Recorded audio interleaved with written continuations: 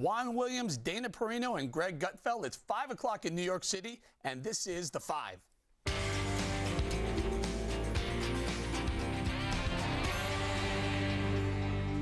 Is it time for President Obama to denounce the Occupy movement? Over 6,400 arrests and counting. In the last week alone, dozens more occupiers arrested. They fought police, destroyed property. Some even allegedly plotted to blow up an Ohio bridge. And 3 occupiers were arrested in Chicago over the weekend on terror charges. Bill O'Reilly thinks we need to find out if President Obama still supports the occupiers. He joins us now on the phone. Bill, do you think Occupy as a movement is a terror group or just a, quote, few bad apples? Well, it depends how you define terror. And they're basically now a group that is dominated by agitators, not regular folks. All right, so in the beginning, it was kind of regular folks. They didn't think they were getting a good shake on the economy, so they were out there demonstrating for economic justice and income equality. Now, it's hardcore agitators, some anarchists, and they are very well organized out of Washington, and they go to cause trouble.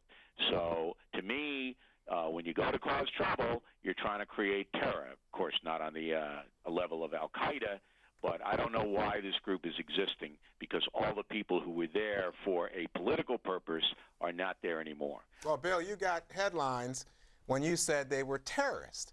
So I want to know, are you feeling like maybe you need to walk that back a little bit, or are you standing by the idea that these people are terrorists? I'm not walking anything back, Williams. All right? These people, what they want to do is cause trouble. That's what they want to do. You tell me what NATO, Williams, has to do with economic equality. You tell me. What NATO has to do with economic equality? I think they see NATO as the powers that be in this world, and they also see NATO and the presence of people like Angela Merkel of Germany and those who are advocating austerity and cuts. They see them as part of that entire leadership that they feel doesn't listen to them, that's driving class polarization. The North American Alliance is basically there to protect free economies from intrusion by the communists, the Nazis, whoever it may be. These people have no clue, all right? They just don't like anything to do with capitalism, anything to do with the West, and they're hardcore socialists, most of them. So let's just be upfront about who they are. And what their goal is to cause trouble. Yep. It's not to have a legitimate debate. It's not to do anything other than cause trouble. Now, the other night I was at a play, Jesus Christ Superstar. I walked out of the play with 3 children, all right? I'm walking there, and all of a sudden, in my face, about a foot away, with a camera, is an occupier. How did he get there? Somebody saw me in the play. They called their central headquarters. A blast went out. Go to this theater, confront O'Reilly. I told him I have 3 children. Didn't matter to him, okay? Didn't care. So you tell me whether that's terrorism or not. Well, I think it is. They wanted you to hit him, as I understand. They wanted me to hit him. This is the second time this happened now. First time was at the White House Christmas party, and now it's there. They want me to hit him. That's what exactly they want. They don't want to debate. I mean, I'll have this guy in a program. I don't mind. Come on in and tell me what you want. Yeah, what they don't realize, Bill, this is Dana, that that you're not easily provoked in that kind of way. Bob Beckel on our program yesterday said that these protesters are just the same old type of protesters that we've had at the WTO protests and things. But I think that maybe they have crossed a line, because when you think about the 5 in Ohio who were busted for right before they were going to plan to blow up a bridge. Then you have a plan to put a bomb in the mayor's office. At some point, a protest and your right to protest then crosses a line into terrorism. Well, I think you got to be fair in the sense that all groups have extremists within the group. So I'm not going to demonize the Occupy Wall Street movement because some guys want to blow up a bridge. That's not fair. What I'm saying to the public is that this is not the same group that started a year ago. All right? This is now evolved into a much different situation. Now, today, Wendell Goler asked Jay Carney if President Obama still supports the group. We will have that tape for you on The Factor tonight. It is very telling. Obama's in trouble here because he can't continue to support a group that stabs police officers and burns down Oakland, California. Yet, the president has not repudiated the group, which is fascinating to me, and I think a tremendous mistake on his part. So, Bill, hey, it's Andrea. So to that point, what would you suggest that the president say? Because as you pointed out, a lot of these protesters are his base. So if he condemns them, he's going to have backlash. He needs now to galvanize his base. He needs them to show up at the polls, and he probably likely believes in what they're doing because he's already said he supports it. But if he doesn't and he stays silent, he risks alienating conservative or moderate Democrats or independents. So what specifically should he do and say? Well, I mean, look, is he the president of the United States or not? That's the question.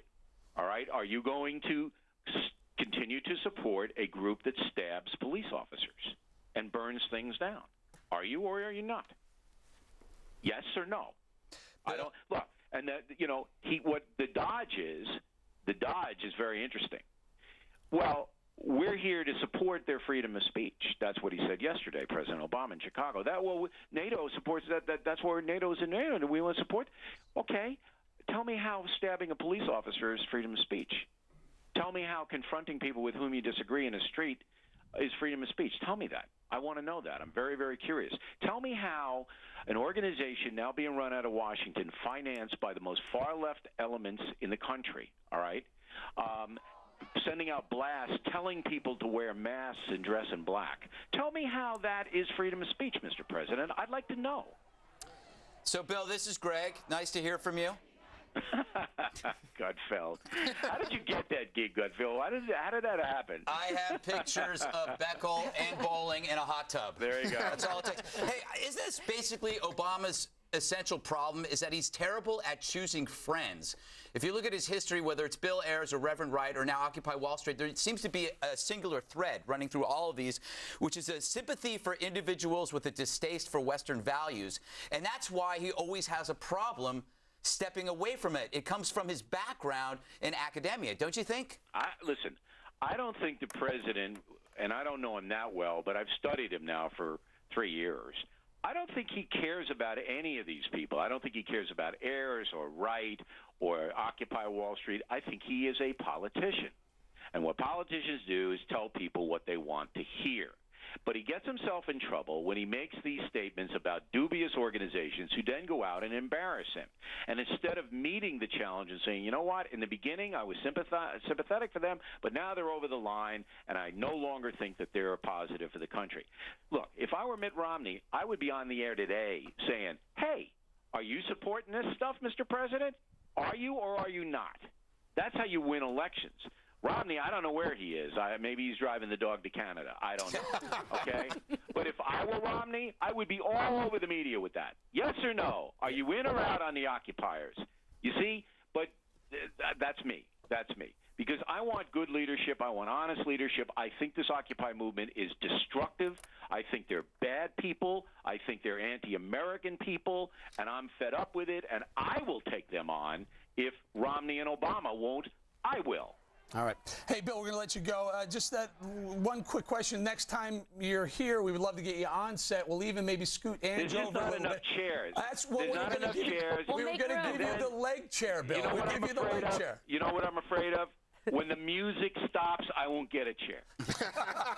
Always a chair for you, Mr. Bill O'Reilly. By the way, check out Bill The Factor tonight at 8 p.m. to hear more about who's bankrolling the Occupy movement. Mr. Bill O'Reilly, thank you, sir.